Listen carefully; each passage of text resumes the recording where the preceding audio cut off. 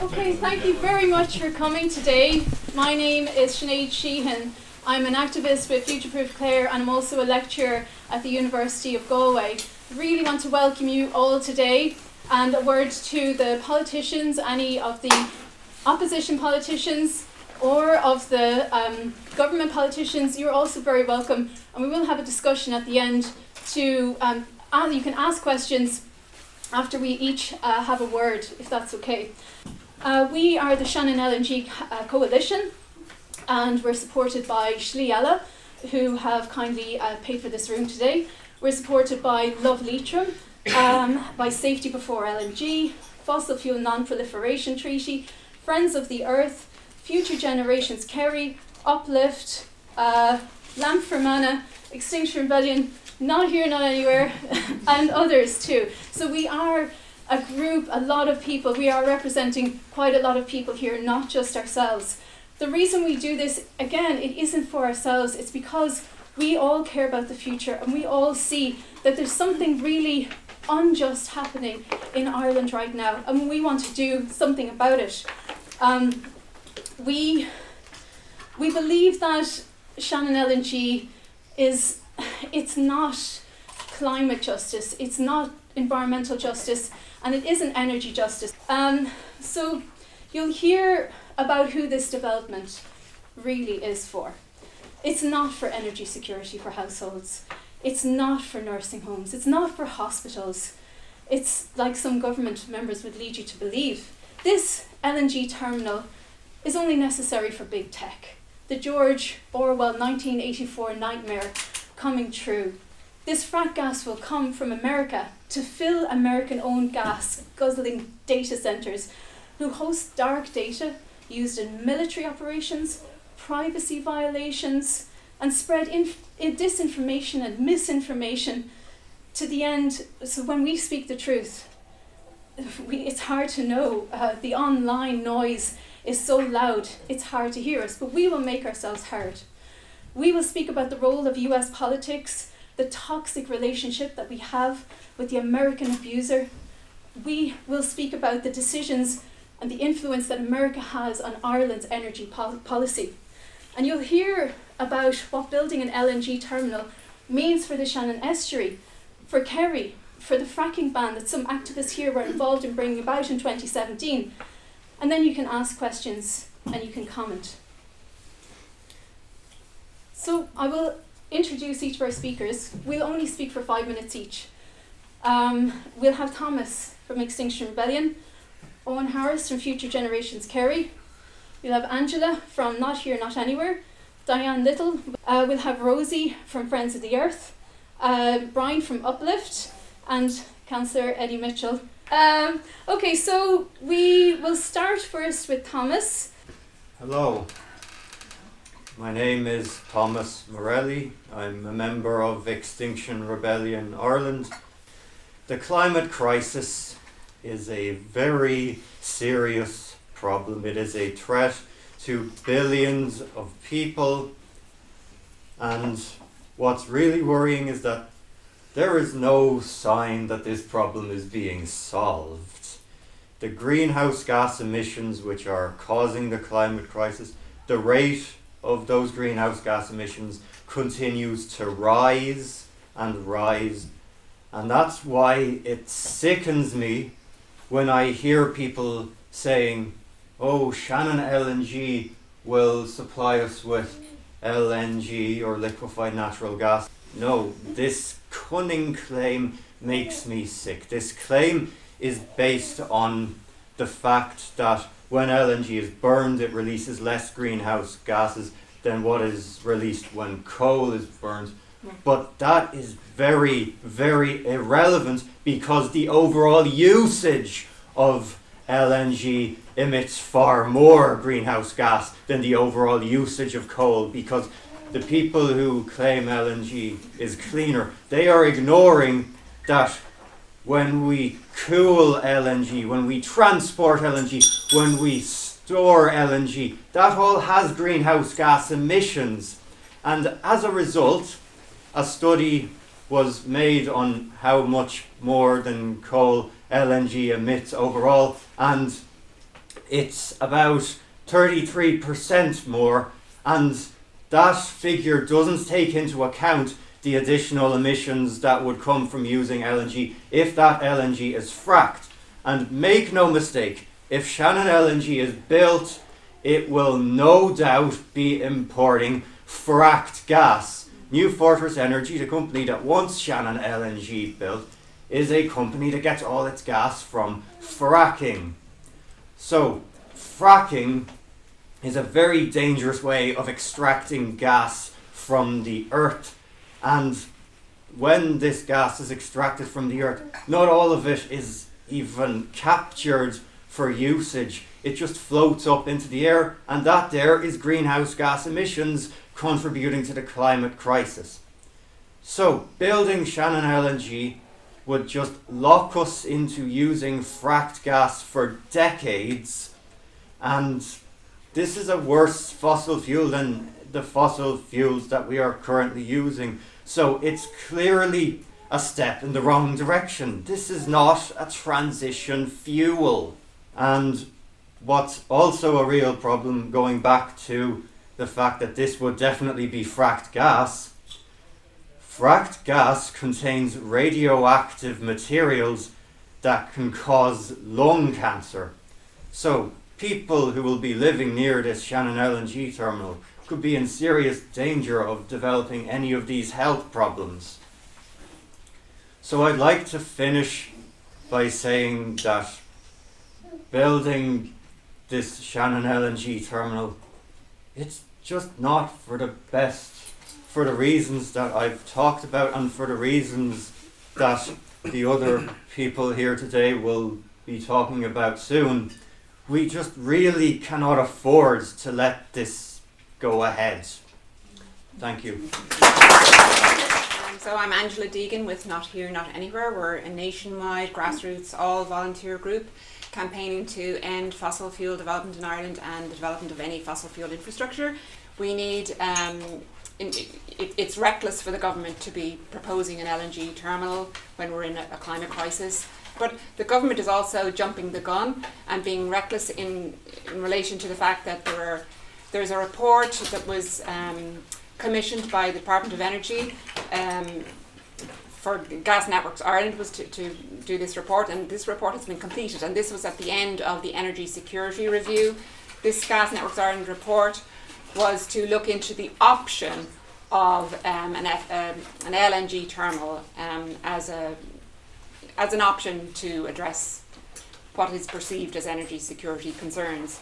Now, that report has not been published, and it's very concerning. Why has that not been made publicly available?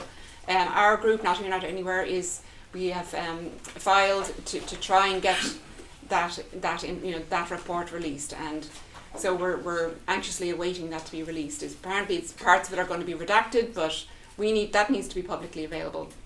And then the other thing is, towards the end of the last government, it was recognised by the then Minister of the Environment that there had been significant developments. For instance, the electrical interconnector with the UK, which had been thought to only to be 97% exports of electricity from Ireland. It's now seen to be actually substantially bringing imports of electricity. So that really affects our energy security. That's good for our energy security, right? So, and also there are two interconnectors with the UK and France, which had been thought they wouldn't be online until 2030, but now it's looking like they're going to be online earlier. So that also affects the situation in terms of energy security. And then I just briefly will talk about New Fortress Energy. They're a very shady company. So that's the company that wants to build this LNG terminal. They've been trying for 20 years. They've been at this. And, make no mistake about it. They want to get in there in any shape, form they can. And they're going to want to sell as much of that gas as they possibly can, even if it's under the guise of energy security. So they're on the verge of bankruptcy. They reported to their own investors that if they don't refinance 875 million in debt by next July, they're finished. And then they've been really shady in their dealings in Puerto Rico. So if that's it, they're completely disregarding Puerto Rico's, goals for greenhouse gas emissions reductions. So you can expect people to do the same here in Ireland. So we cannot let this terrible shady company have any involvement in Ireland, or get their foot in the door here in Ireland. So what can politicians do? Well, they can, any politicians in the room, push for the release of for that Gas Networks Ireland report to be made public, and push for the completion of the SEPA report, that analysis, and to have a public consultation on that. And then we also need politicians to get another LNG bill, LNG terminal, the ban on an LNG terminal. We need a bill for that to be introduced in the Oireachtas. And at the local authority level, we'd like to see councillors raising motions calling on the government to stop LNG, to ban LNG. So politicians at every level can have a role in this. So I'll leave it there. Thank you. Next we have Rosie Leonard, so you're very welcome here. She's representing Friends of the Earth, and they are doing fantastic work, particularly Rosie. Rosie will present today on the links between data centres and Shannon LNG. But yeah, as Sinead said, what I would like to focus on a little bit is who this energy is supposedly for, and other speakers have spoken very well about how the government, and particularly Micheál Martin, Simon Harris, have kind of masked all this around the language of energy security. And we would ask, well, energy security for who? Because the other plan that Shannon LNG and New Fortress Energy, as Angela mentioned, have for their land banks in North Kerry are data centres. And this isn't us inventing it, they have stated this, it's in their on-board Planala applications, and we feel that this is where the mask completely slips. You can kind of read this backwards and see this as a way of them locking in customers for the LNG that they plan to import. Caroline Doherty of the Irish Independent reported that the data centre which Shannon LNG plans to build on its bank next to the gas plant which it's building, which has been approved, that about 50% of the gas from that gas plant will go to power the data centres. So it actually won't be for the local community, as they've said this. New Fortress Energy recently announced that they plan to build hyperscale data centres across their land banks around the world. That includes Ireland. These hyperscale data centres, they're essentially for companies like Amazon, Meta, Facebook, well, Facebook is Meta, Microsoft, to run generative AI, to store advertising data on people. We would argue that they are not for public good, they are not in the service of public health. And the other kind of, I suppose, argument that they are using around this is that they're vital for jobs. But actually when we challenged, through Paul Murphy, we challenged Peter Burke, the Minister for Trade, on the angle around jobs and how many jobs do data centres actually employ, and he couldn't give us an answer. So I'd really appeal to anyone who's in North Kerry who's hearing these promises of jobs. I believe a Fine Gael councillor recently said there's something like 50,000 jobs that'll happen if they open up this land bank to LNG and data centres and the energy park that they want to create, where essentially these gas plants and LNG will be servicing these data centres. This 50,000 jobs is a total myth. There are many, like a few skeleton jobs in these places, and people in North Kerry deserve much better. There is now a situation emerging in Ireland where the development of data centres is coming straight up against the development of other infrastructure, such as housing, such as healthcare. If people were serious in North Kerry about building jobs out for the community, they would be looking at hospital waiting lists. I read this morning that there's about 11,500 people on a waiting list in hospital in North Kerry. So we're kind of being sold a pup here, and data centres are being used as kind of the hammer by which to get all of these gas plants and Shannon LNG rammed through in complete violation of all of our climate obligations. So I will leave it there. Thank you very much.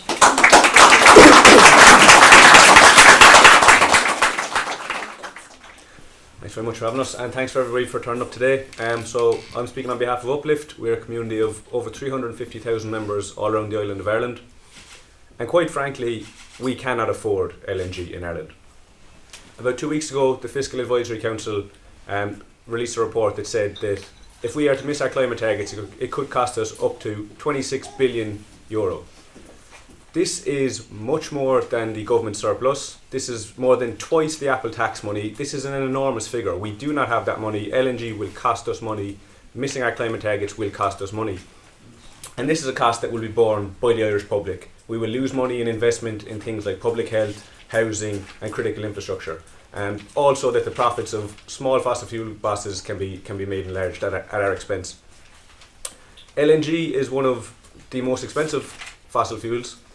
Basically, you will see fossil fuel bosses holding the Irish public to ransom on this. People who are trying to heat their homes will be squeezed for every single penny that they have, again to enrich a small number of fossil fuel bosses abroad. In addition, the cost of climate breakdown is another huge factor that we have to wake up to. We saw a couple of months ago that Storm Owen, the damage that was caused there.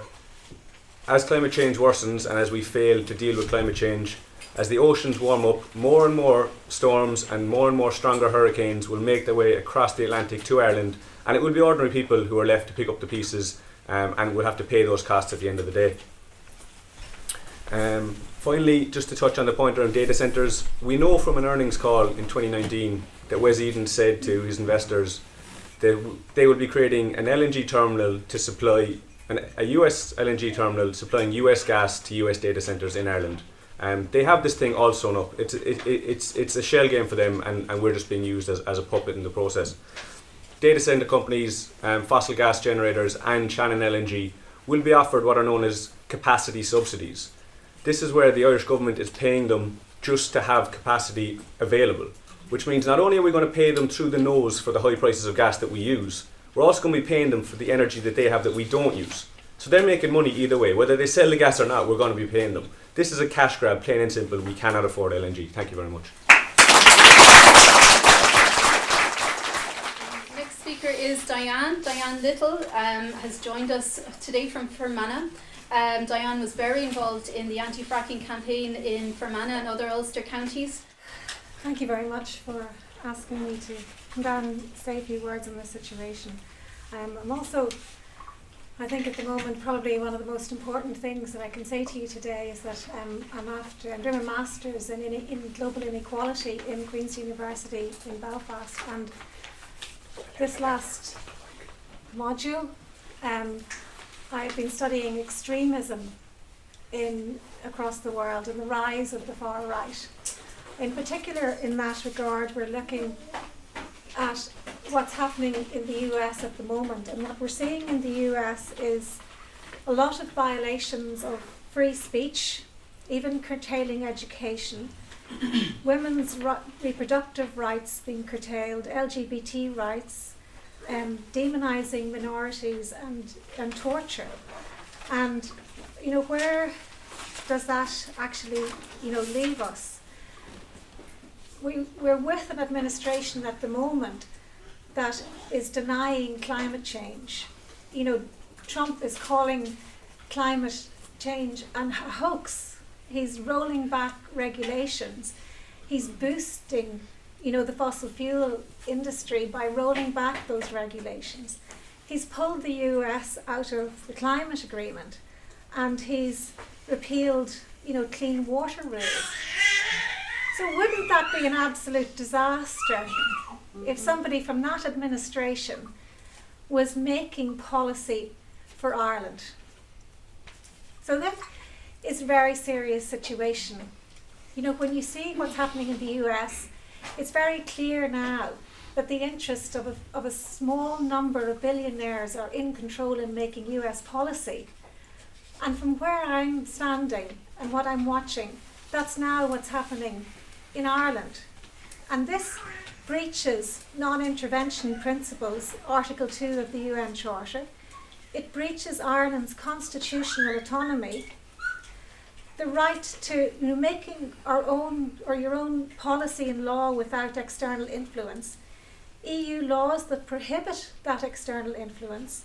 Policy must reflect the will of the people, not the interests of a foreign power, and certainly not the interests of a foreign power that has abandoned climate science and is prioritising the greed of billionaires. There's a clear public mandate for renewable energy, but the Irish government is now ignoring that consensus, is ignoring climate science and human rights.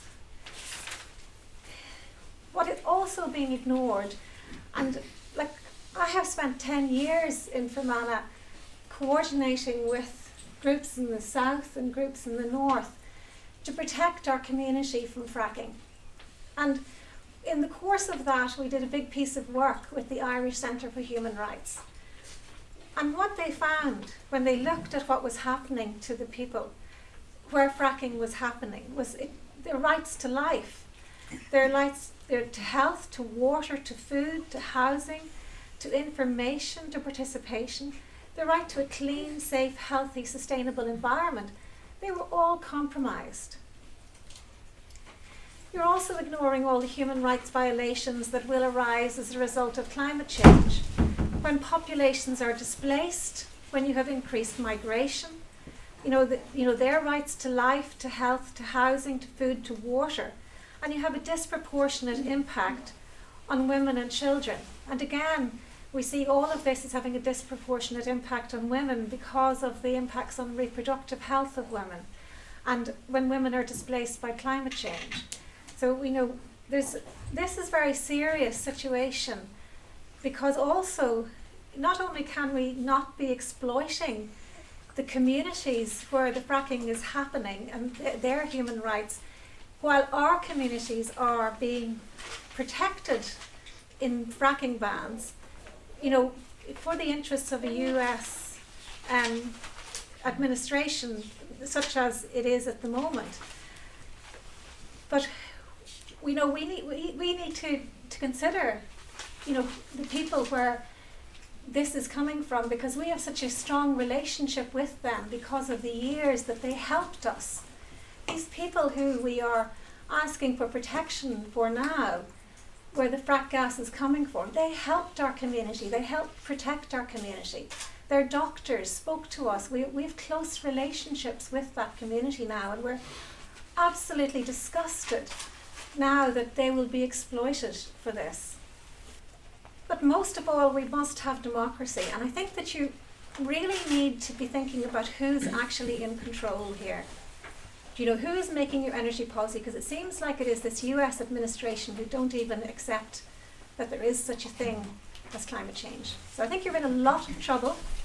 When I arrived here, there was several protests outside. All of these protests are linked.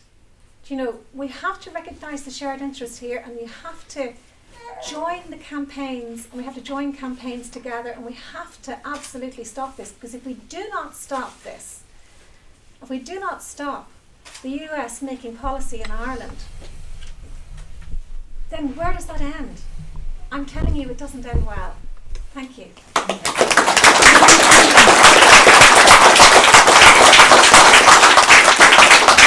last speaker today, before we open the floor for questions and comments, is Councillor Eddie Mitchell. He's the spokesperson for Love Leitrim, and he's a long-time campaigner against fossil fuel development in Shelter to Sea as well as in Leitrim, and very much involved in getting the legislative ban against fracking in Ireland.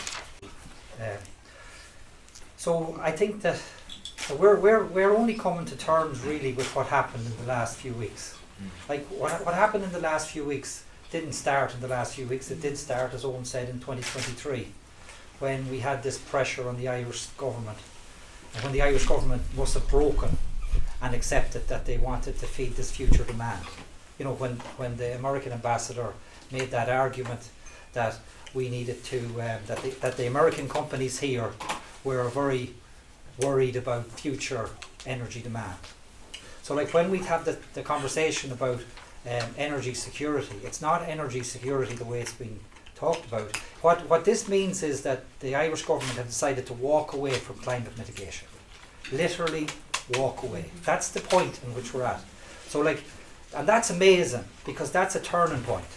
So the question is, they've flown this kite that they want to do this, and then that's a moment where we decide then, because that's just a kite, where we actually are really serious about the future of our children. Where it's not just a narrative that's just a false narrative while we allow the American government to dictate what happens here. So, like, we come from the Loch Allen Basin. There are trillions of cubic feet of gas under our feet. We cannot afford, and myself and Diane are representing, a campaign, and along with Sinead and people from Clare and Kerry, where we cannot afford to allow this to happen. We, as Diane said, we know the communities. Like Ray Kimball has been here, and I've been to Dimmock, and I've met. So Dimmock is an area where there was water contamination, and where the world could see that fracking was causing contamination. And there was a moratorium there as well, like what we had here, just in that local area.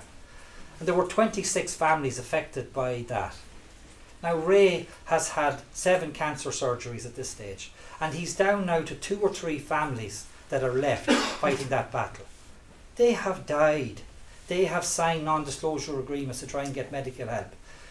There are children with very serious and rare clusters of children with very serious and rare bone cancers in those areas that are being fracked. That's what we cannot. So we cannot allow frack gas into Ireland, because we are going to face those issues. What we're going to see in terms of the future for this campaign is we're going to see, at the moment we've seen the small parties, now start to move their position, or start to restate their position. At the moment, Sinn Féin support this LNG terminal. That's a big deal, and that is a signal of the pressure that is being put on these parties, on the parties in government. So we need our local TDs in the shale gas areas to step up and challenge these few TDs and few elected representatives in the Shannon estuary who are ignoring that it's frack gas imports, who are pretending that this is about jobs. This isn't about those things. This is about Ireland walking away from climate mitigation. So when we burn gas in Ireland, we attribute 50 grams of CO2 equivalent per megajoule. Okay? So all you have to remember is 50. The number is 50. Bob Howard in Cornell University has looked at the emissions related to LNG. And he puts coal at 120, and he puts frack gas LNG on a global average at 160. So when you take the 50 from the 160, that leaves you with a number above 100. Okay? And when you account that to the 170 cubic metres of gas coming in one load, you get something like 500,000 tonnes of CO2 equivalent. So what we know, and we haven't got the report released, but what we've known from statements that Eamon Ryan has made and other people is that there would be at least 6 replenishments. So like the original policy was to ban fracking, then followed that was a ban on large quantities of frack gas imports, and that happened because we understood that we didn't want to contribute to global warming, because we understand that the American methane is responsible for a third of the additional methane in the atmosphere. So like really important climate stuff. Eamon Ryan said at one point that it was an issue of the highest order, yet in 2023 he removed the protections that were there, and then we've ended up in this situation. So in 2021 our emissions, we had low emissions of 2%. I think it was like 1.5 million tons of CO2 were removed. This is over twice that. So just the boil off from this terminal is twice our emissions reduction in 2021. And this isn't about the boil off, this is about meeting the 40% electricity demand, the extra 40% electricity demand that's going to come around because of data centres. So you can't talk about the environment, you can't talk about climate, you can't ask farmers to reduce emissions, you can't ask people to have a just transition in Ireland if you're literally walking away from climate mitigation with one decision. So from the perspective of our campaign, I would expect that as that becomes clear, and we have people like Nessa, who's Cosgrave, that stood up in the Dáil today and started to speak about it, we are going to have more and more people. I think that the opposition will hopefully, if Sinn Féin moves, unite against Shannon LNG. And remember, Shannon LNG could get planning permission in the next couple of weeks. So we could be in a situation where a company, a private operator, who wants to build a massive LNG terminal, who's just got planning permission for a 600 megawatt power station, who want to build a mega data center on their site, gets planning permission. So we're talking about a movement that is going to have to develop, that's going to have to challenge in the same way as we challenged in Leitrim and Fermanagh, in the same way as the people in Rossport challenged. So we're talking about a movement that needs to be very serious and radical. And that movement will change this country. That movement. So that's it's a turning point, and it's either going one way or the other. And I'm delighted, so happy to see so many people, because I know that this is going to grow.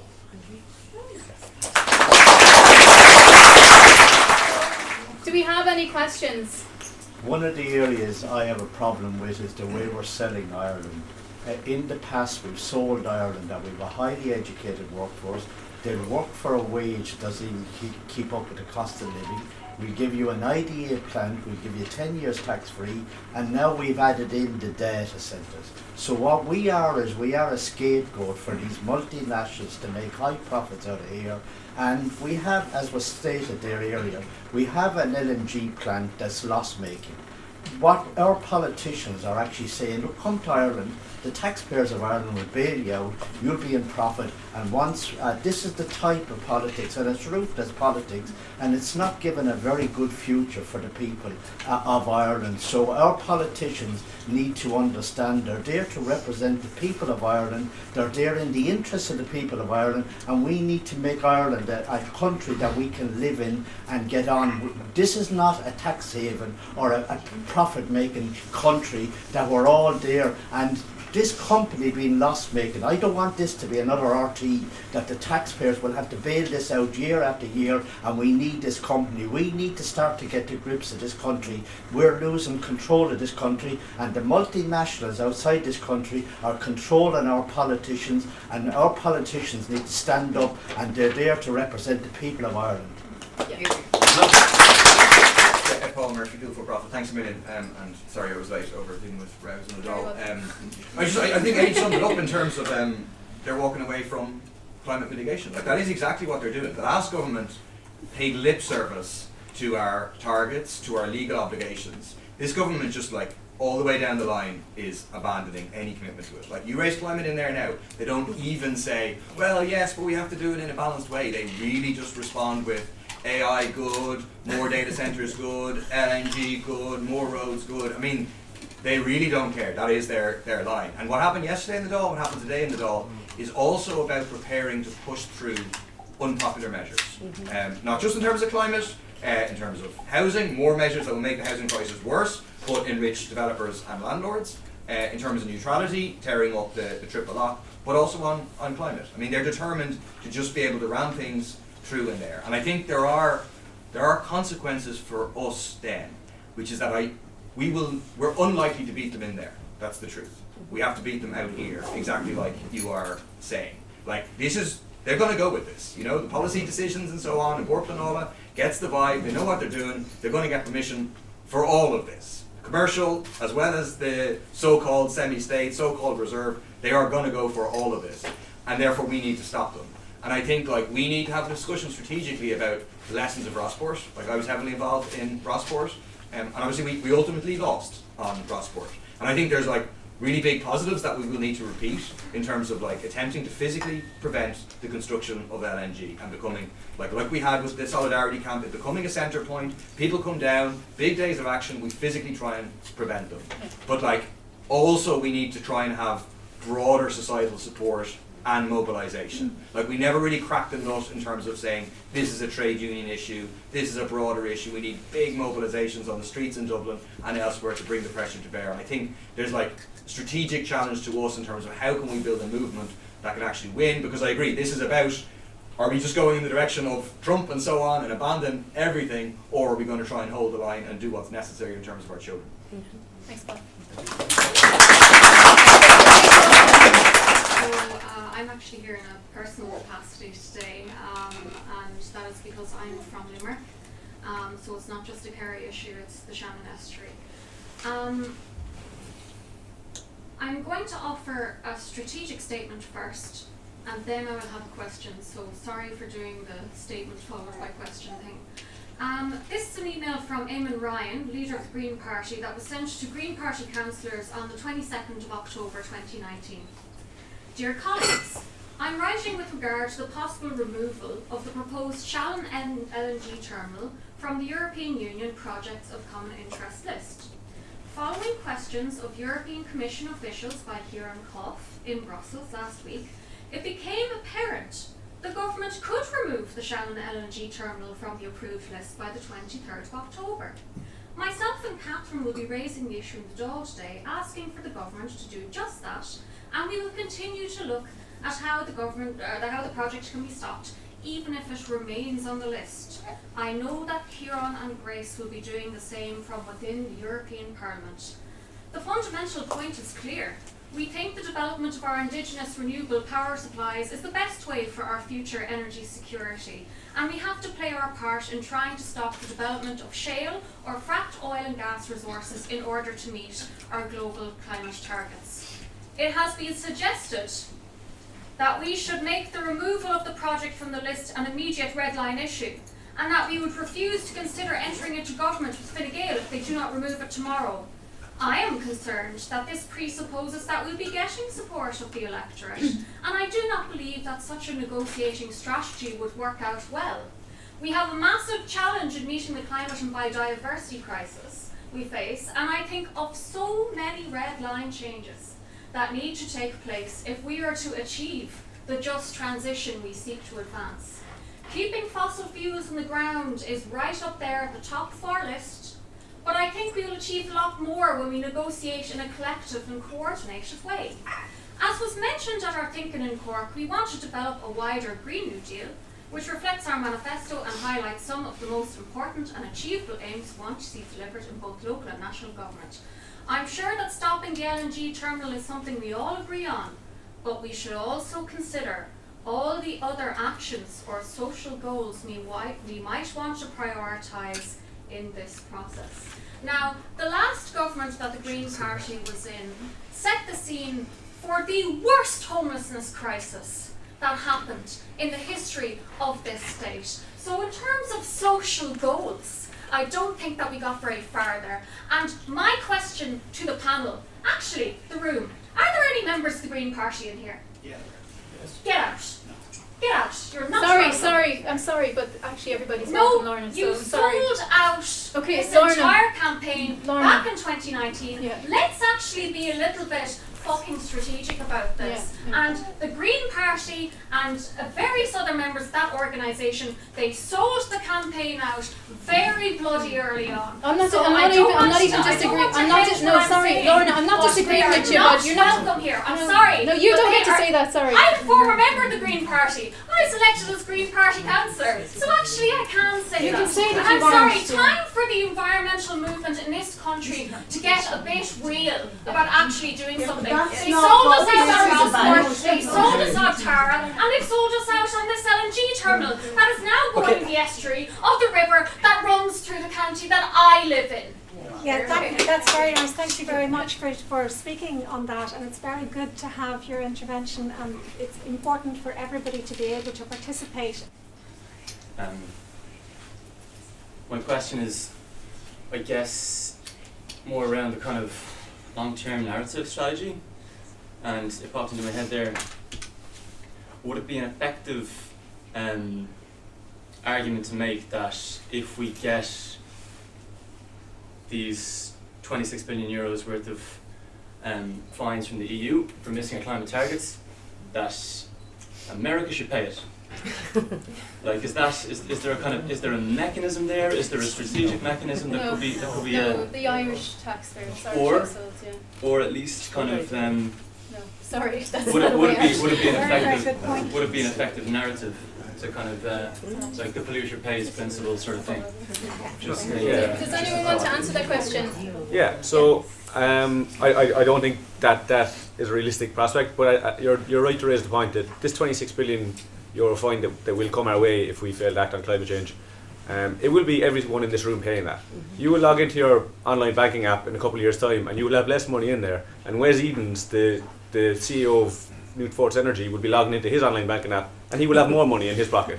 This is a transfer of wealth from ordinary people in Ireland to international fossil fuel companies.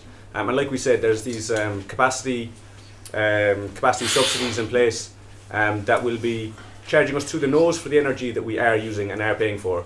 But even the energy that they don't sell, they're going to be paid for that as well. So, like I said, this is a shell game and this is a cash grab from fossil fuel corporations, and we are the ones footing the bill at the end of the day. Every single person in this room.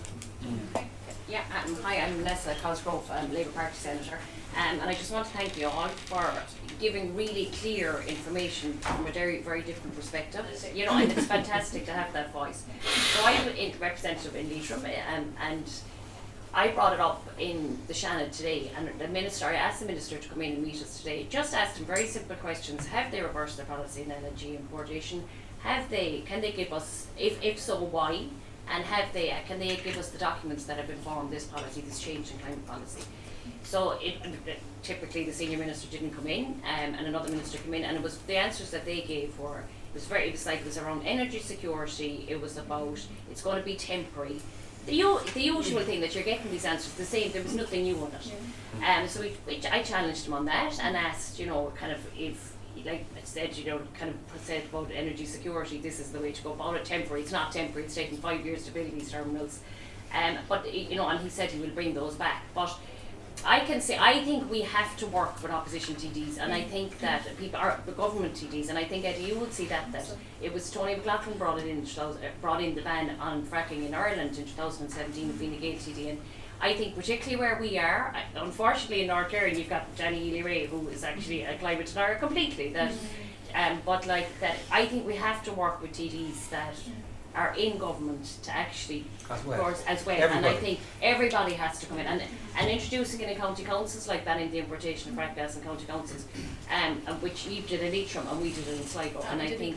Yeah, and I think that that local support happens. I'd be delighted to bring back in introduce a bill into the Shannon about banning terminals being built. And there's no reason, and I know that the Labour Party, we've signed the pledge, the Not Here Not Anywhere pledge, so we'd be very much support on it. Great. So thank you.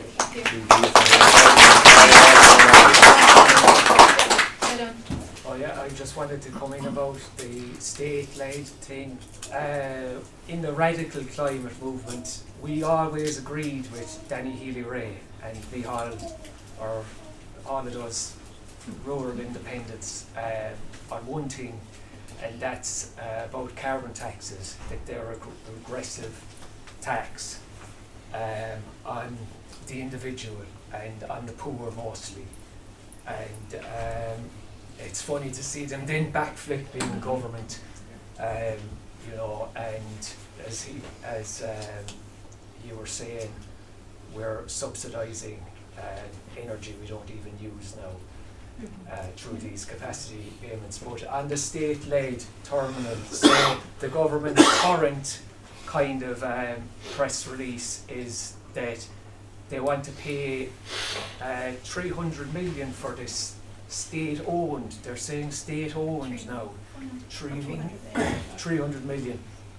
Now, a good number of years ago, it cost 800 million to build an LNG terminal. It's probably well over $1 billion now because the price of steel has gone way up. So, are we to believe that any self-respecting LNG operator is going to give the Irish state this emergency terminal for 300 million for it not to be used or to only be refilled 6 times a year? this thing, like LNG is not storage full stop, like it doesn't exist anywhere in the world as a storage. It's volatile gas that needs to be either fed in or vented to the atmosphere. So it's a complete false scenario, and like it even says this is our optimal approach. What does that mean? It means it's a good approach, but it's not our only approach. Like we were in a situation when Tony McLaughlin's ban was going through the Dáil, and the government decided that they'd put an amendment to that bill, and there was a crisis in the campaign at that time that would have shelved we felt at the time that it would have shelved the campaign, and Tony and Eamon met with the campaign, and they both agreed to back the campaign at that time, and that amendment was stopped. Like, so the TDs that are coming from the shale gas basins that understand fracking have always stood up for the campaign. But Eamon, what I want you to do now is, like, the people that voted for ye voted against fracking. We need you to lead in that. Maybe you're going to end up with speaking time. I don't know. But I'll tell you, we might. Yeah. Well, we need you to stand up against these bullies that are in the Shannon estuary, that are trying to impose American policies on us in Leitrim. And you know that we won't accept it in Leitrim and Fermanagh. Like, people think, sometimes I get the impression that people are sick of listening to me talking about this. But look at all the people that are talking about it. In 2 months' time, there are people that will be joining this campaign from now on, and I believe that this campaign will become significant and will bring a significant change to Ireland. Okay, I won't be too long. My name is Brigid Smith, and I was the climate spokesperson for People Before Profit in the last Rocktas and the one before that. And yeah, plenty of experience of Eamon Ryan speaking out of both sides of his mouth, but I don't want to, I think they've done enough to ruin themselves, and I don't want to go on about that. What I really want to try and do is locate how we think about this in a bigger picture, because in 2021 the International Energy Agency, and it's not a radical left-wing organisation by any manner of means, warned the world we cannot have another single piece of fossil fuel infrastructure, because otherwise we're going to fly over 1.5 degrees and the planet will not be a safe place for any of us. And that same year there was a fossil fuel frenzy. It's incredible. I mean, when Trump says drill baby drill and burn baby burn, he's a bit late coming to the table, because the fossil fuel industry flew way ahead of him, and 477 gas pipelines were constructed in 2021, the same year that the warning was made to the global fossil fuel industry.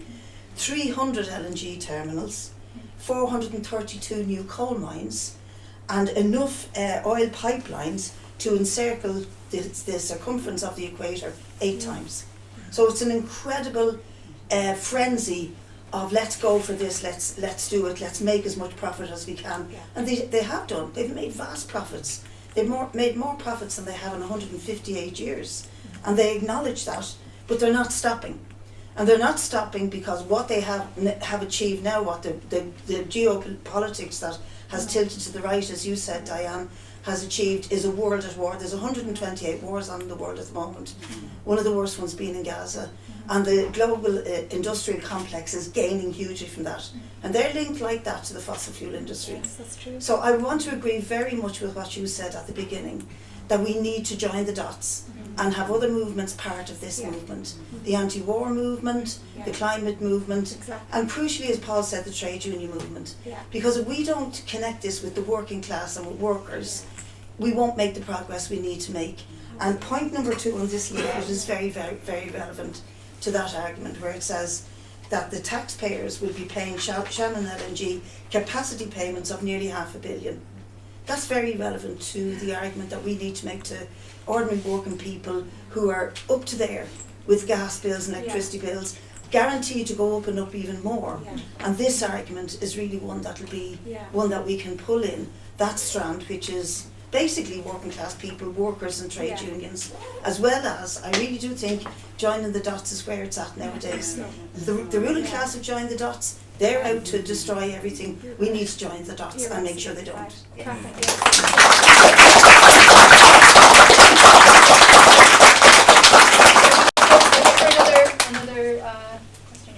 Okay, Thanks for waiting.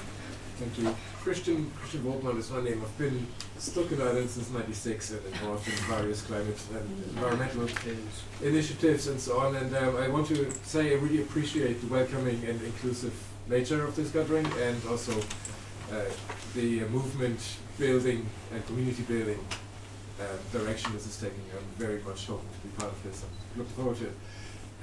I want to bring it down to a kind of grassroots level as to the planning process for the LNG terminal. Sorry, I know this is not a technical point, it's probably away from people's minds, but practically speaking, what is the next thing we need to do in the planning process against this LNG terminal? Are we in a situation where we can write Sean Pinola? Is it a situation where we can address the official process, or what is happening next? So the situation we're in now is that, so on board Pinola had taken went to the High Court to prevent that decision being remitted back to them, because they felt that they had followed what they thought was government policy. But on Monday they went into the High Court and withdrew that objection. So they've accepted now that Shannon LNG's planning application for a commercial LNG terminal, a massive terminal, is going to be remitted to them, and they're going to now assess it under the new policy, which is to support frack gas imports and to facilitate LNG terminals. So when that decision is made and they get planning permission, I'm sure, we hope that that we will be able to challenge that decision in court, and that might provide some time. But you know, we have this new planning legislation now. Everything is going to be fast tracked. So we have no control over this now, at least that part of it. So what we have to do is we have to build awareness, and we have to figure out and organise and learn how to stand on the road. So the only thing that's left to stop Shannon LNG and frack gas and walking away from climate mitigation is real opposition. In the end, this is a kite thrown by government, and it's not the government that will bring in LNG. It's us not standing up and being prepared to block it, and if we're not, and us not being able to create that radical campaign for real change. It's a huge opportunity for everybody in Ireland to actually change everything. Can I? Oh yeah, is that okay? If you take yourself, yeah. Yeah. So Senator Alice Mary Higgins and on the climate committee with Region, then Paul, you know, we have been fighting against the data centre piece and the LNG, because they go very, very, very closely together. And it is frustrating. Just to add on the planning piece, instead of a ban, we relied on there was a reliance, and this is why I think it needs to be very clear what cannot happen again, relying on a policy rather than a law. And the fact is that the planning laws, and it was very well signalled, and everyone in government, including the Green Party, were told, and were very clearly told, that you are creating a situation whereby there will be a fast tracking. And again, it limits things like the people of North Kerry being able to engage. The fact that now planning will go directly to Bord Planola, the fact that there's limits in terms of those who can take cases. So yes, planning is now a weaker tool to block this than it was previously, and that's really unfortunate. And I do have a bill which mirrors the ban bill that had been brought forward by NASA previously. So I have a bill that mirrors that and looks at the new planning laws, and again seeks to unravel and insert a ban. But frankly, while that bill is important, and it's important maybe to put it out there, that's not the tool right now. It is political. You know, it is political action. It is clear local opposition and public and political pressure that needs to be applied.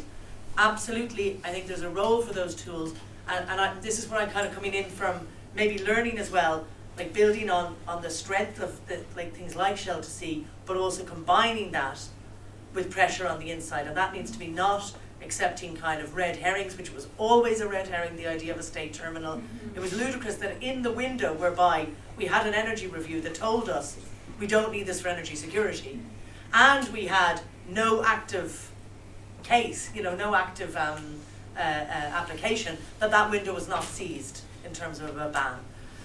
And in terms of data centres, that a moratorium wasn't introduced. But there is still scope in terms of if you, regardless of what happens, and of course that we challenge the planning decision, but separate from that, there's scope for all of the business model that is built around these terminals to be challenged at multiple points, including through political pressure on the outside and public campaigning and inside. And that's things like challenging the data centre piece, because that's why it makes sense. That's the business model that is attached to this. It's never been about energy security, ever, state or non-state. It has been about the data centre piece. It is around challenging all of the capacity payments.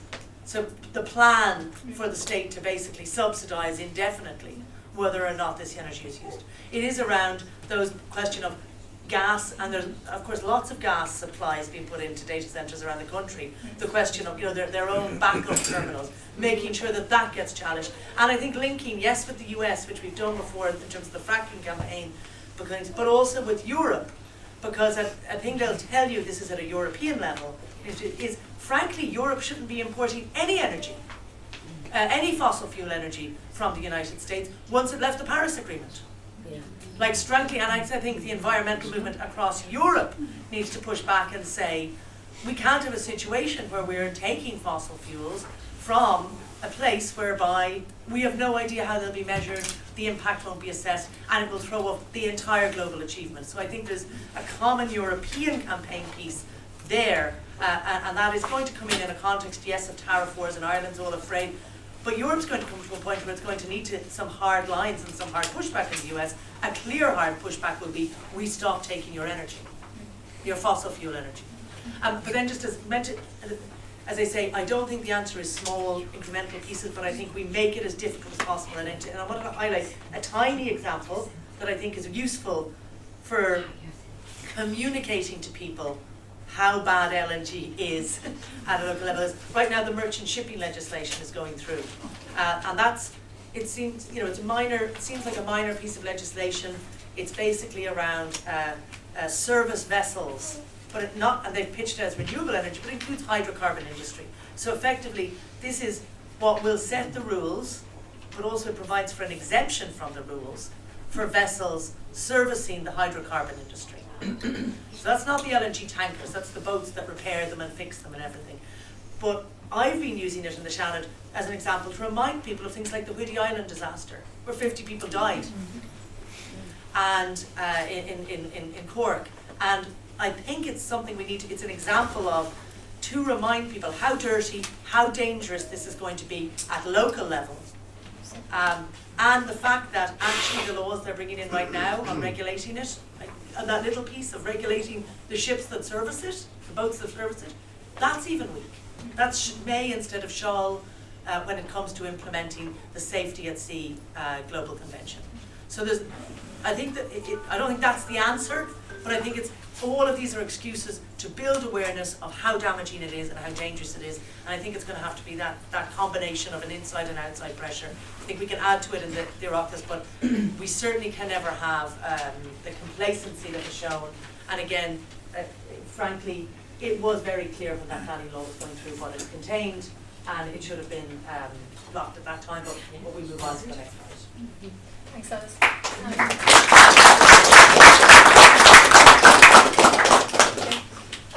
Eddie, do you want to respond? Yeah, well, I mean, what you're outlining is what needs to be done, but I don't think that all of that's going to be effective without a radical movement. I think that's what we have to introduce that's new, and that's important for the Green Party who want to bounce back, is that we actually need to have a serious movement. I don't want to repeat that too many times. Now,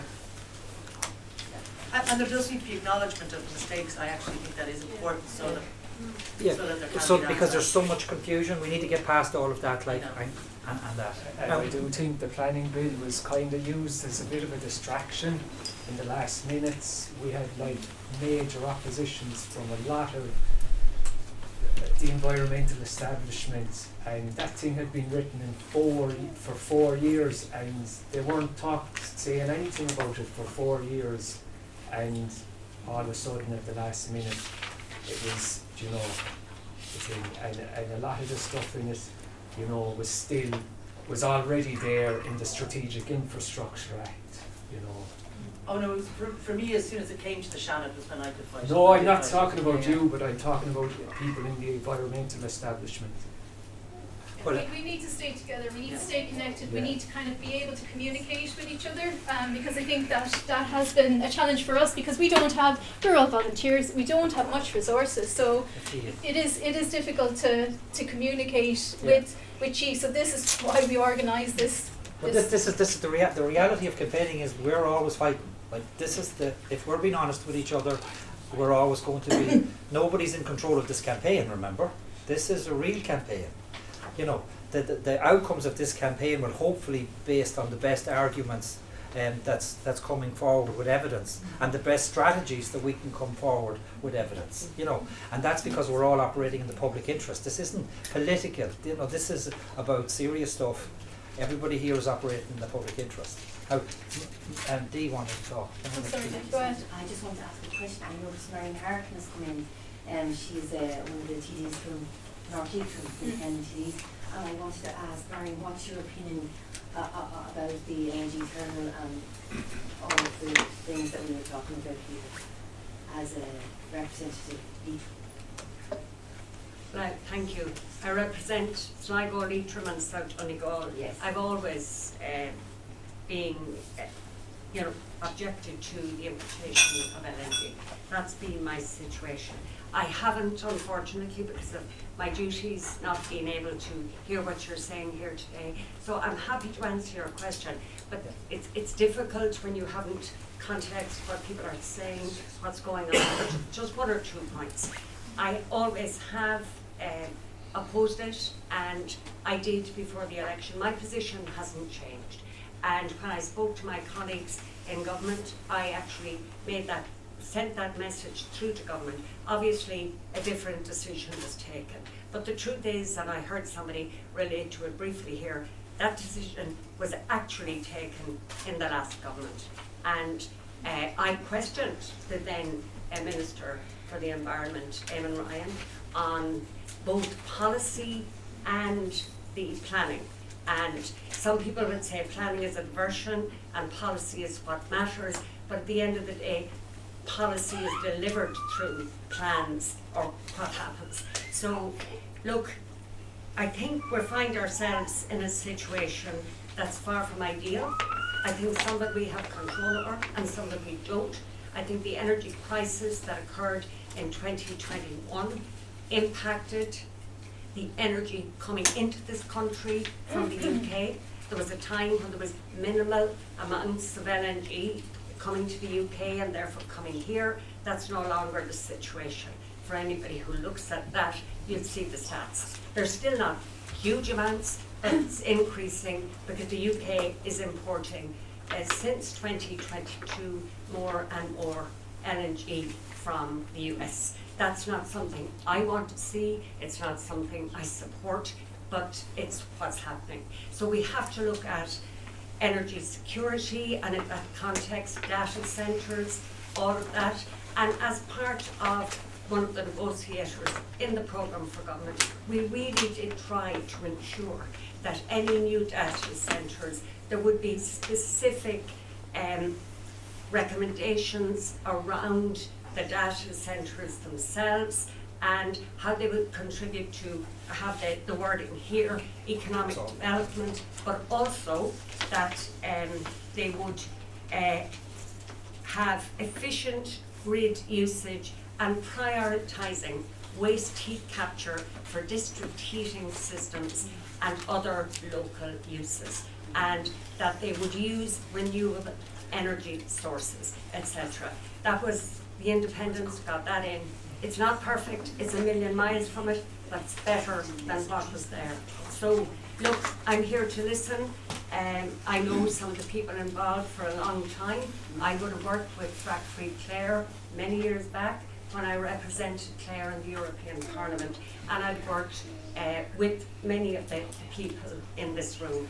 Look, my objective is to try to minimise importation of LNG. It's creeping into there was a time when it was minimal before Russia invaded Ukraine, but since then the amounts coming in are increasing. I don't want to see that, and I don't want to see LNG coming in here if we can possibly stop it.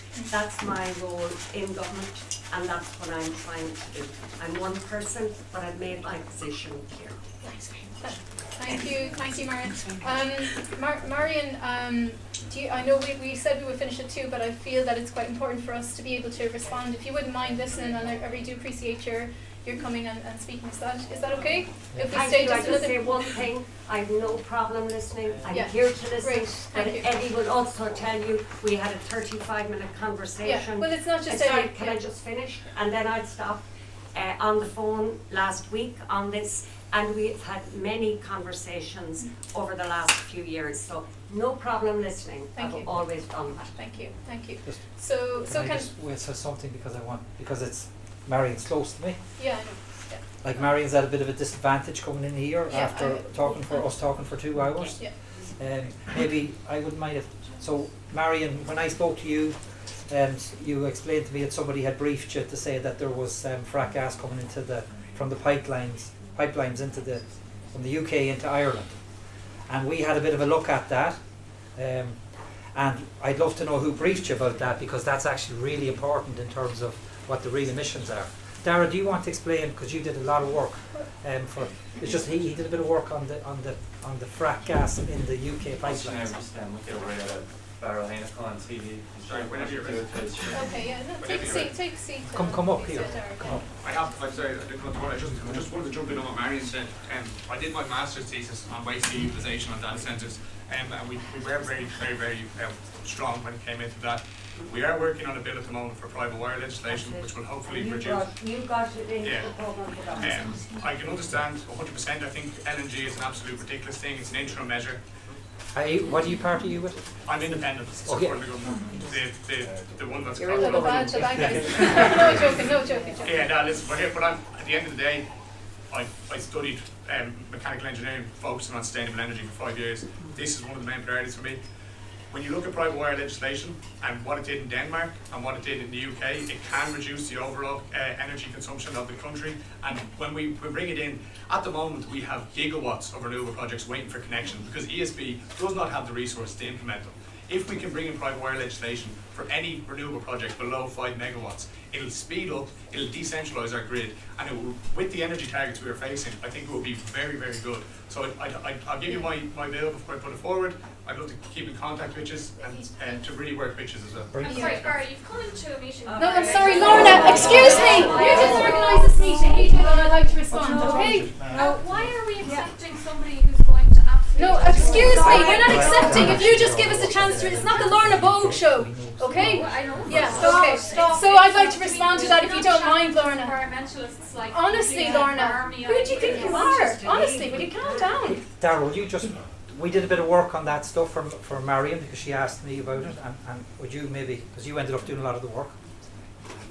So stand up so we can hear. I was just looking at I'm sorry. Do this. Okay, go ahead. Yeah.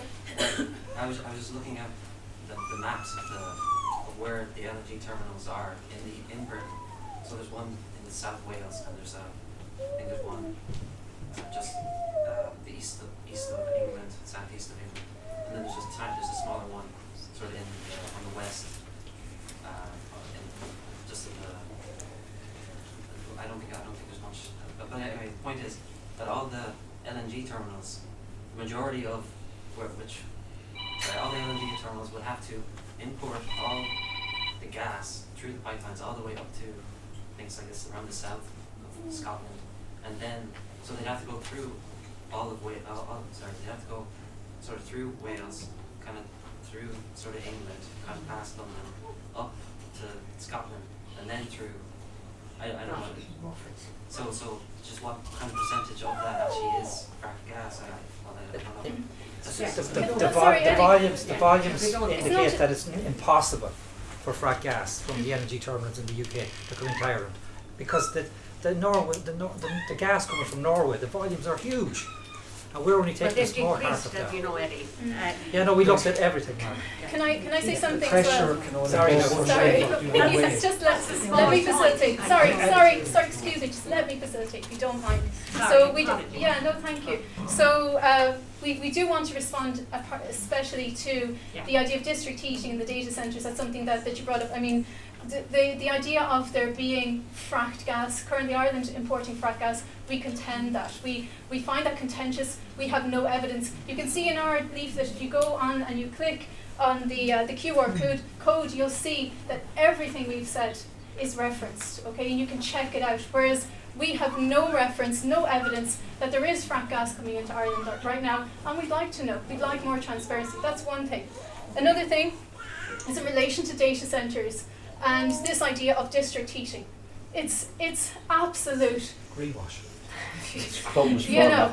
So that's what it is. This idea, and I do thank you for coming. I really do appreciate the government being here. And I suppose the idea is that maybe you could listen to us, because maybe you don't have the facts about data centres.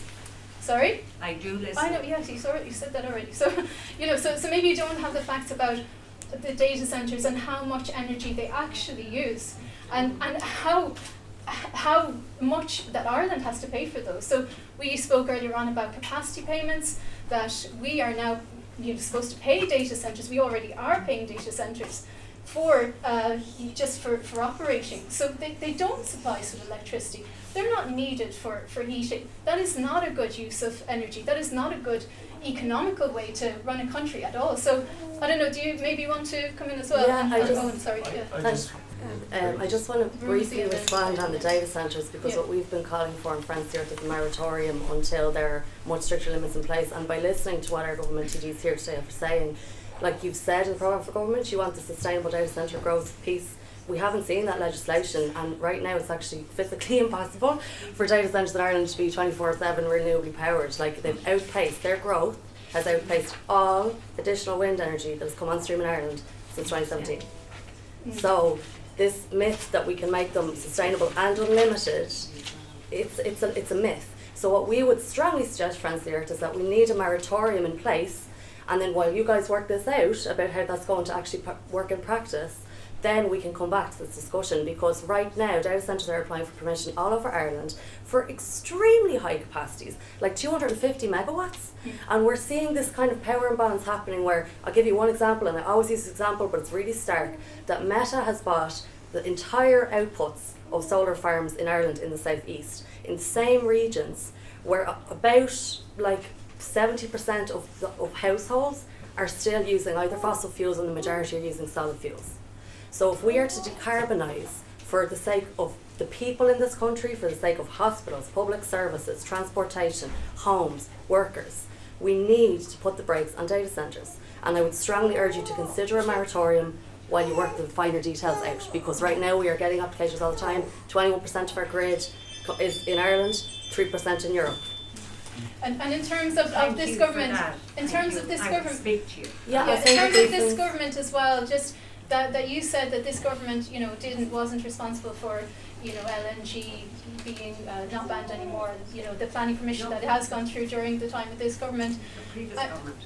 Yeah. So in terms of data centres, what the CRU, the Commission for the Regulation of Utilities, the proposal that they have for their policy is that data centres can run on gas, and that is really, really detrimental. So if they can run on gas, on fracked gas, this is what the terminal is for. That's what the terminal is for. For data centres. Thank you so much for coming. Diane, you wanted to respond, and then we'll wrap it up. Yeah, Marion, I'd love to have some time with you. If you have some time, I do. It would be really appreciated. I came, obviously, I think you know that I came from Fermanagh because we had the fracking industry here, and it's absolutely not okay for us to have fracked gas coming in the mix, and it is currently Nordic gas that's coming in through the interconnectors. But what I wanted to ask you was, when we see that the US Embassy staff asked for this policy. This is what the US Embassy asked for. This is the Trump administration, who are climate deniers, setting policy in Ireland. This is on record, this is documented that this is at the request of the US for their interests in Ireland. And I just wonder, what happens to Ireland's constitution? What happened to the autonomy of the constitution? What happened to basically, making policy in the public interest and EU laws that prohibit that external influence? World Trade Organization rules, energy charter treaties, and basically the ethics in public office that actually prohibit public officials from accepting that external pressure that would undermine policy making, undermine our, basically our participation through ARIS and democratic principles. We are now in Ireland having a policy made by the US for US interests in Ireland by a Trump administration that are climate deniers, that are continuously violating human rights. This is the government of billionaires in the US making policy in Ireland. And in our situation in the north, because electricity is set by the price of gas, what happened when the LNG came into the UK is electricity prices rose. And we are completely interconnected. Our electricity, our gas pipelines, and in Northern Ireland, we have a child poverty rate of 30%. You've said a lot there, but I will say that the changes that were made before Trump ever came into office. Now that needs to be clarified. That needs to be clarified. We know that. That needs to be clarified. They were made by the former Environment Minister, and you, Eddie, I have all your texts, all your information to me about what happened. And I spoke out against it. My views haven't changed. But I'm trying to change from the inside now. It's not always easy. And I'm trying to do that. That's why I'm coming here. I'm not defending stuff that I don't believe in. I'm just trying to say, how can we manage best what's happening here? I can't defend when you talk about child poverty. I can't defend when you say about Trump. But I can say that this started before this government came into place. And that So what can you do? What can you do now? I can do what I've already did, make my views known, that I do not support the importation of LNG gas. But what I'm hit with is the arguments that we are already, since the energy crisis, importing smaller and smaller amounts, but it's increasing into our energy mix here from the UK. Now we have a gentleman here who says that he believes that's not the case, that where it's coming into the UK, into Wales and elsewhere, it's not getting into the energy mix. I haven't heard that before, and I'm quite happy to speak to him. Maybe the gas we import from the UK does not contain any LNG, but from what I see from the evidence that's out there, from the stats that are out there, is that it does. I would prefer it didn't. That's not something Can you I share do. that evidence? Just know, Marion, why would that make any difference if it did? Why would that make any difference? Are we a sovereign country or not? Yes, we are. So we don't have to import from the UK, but we do need to import gas for now until we get our renewables up and running. And I suppose we have lots of renewables that are up and running. North Kerry is full of them. And they just go to data. My sacrifice all for purpose wind would be that I will support in any way I can, and working with you and others to support the renewable energy industry and to ensure that renewable energy can take the place. Did you have your vote in cabinet there lately? Didn't you? No, she's not a lawyer. Can we? Yeah, we're going to have to wrap up because I know people are leaving, and it shouldn't be about me. It isn't about It should you. be No, about the issues. absolutely no. It isn't about you, and I appreciate that you're kind of taking flack because you are a member of the government, and at the same time, I suppose it's important that we bring up these issues, and that we bring them up with a member of the government as well. Very important. It is actually about our local TDs and the gas basins, and Marion knows this issue quite well. And in the end, Marion, when you stand up in this government and say that you won't accept this, not that you're not happy with it, when you do what Eamon Ryan wouldn't do, And Barry as well, when he's here. Eamon Ryan could have stopped When this. Eamon Ryan wouldn't do it, you're absolutely right. When the Green Party wouldn't do it. Yes, You could do it. but the decision that was made 2 weeks ago to accept frack gas in large quantities was made by this government Yes. that you're part of. And when you stand up to that, Marion, we will win our campaign. When And I'm not saying you have to do it today, but when you see the movement in this country rising, I hope that we can get you to do that. It won't be because of movement, Eddie. It'll be because it's the best way to go forward, and that's a decision. I hope it's an evidence-based decision. Evidence-based. That's what we But provide. We'd like to see the evidence as well, you know. But that everybody can take part in. That's what we need. We need people on the street. We need people campaigning locally. We need people campaigning nationally as well. So that's what we expect. But we do need contact details in order to make that happen. Okay, thanks very much, everybody.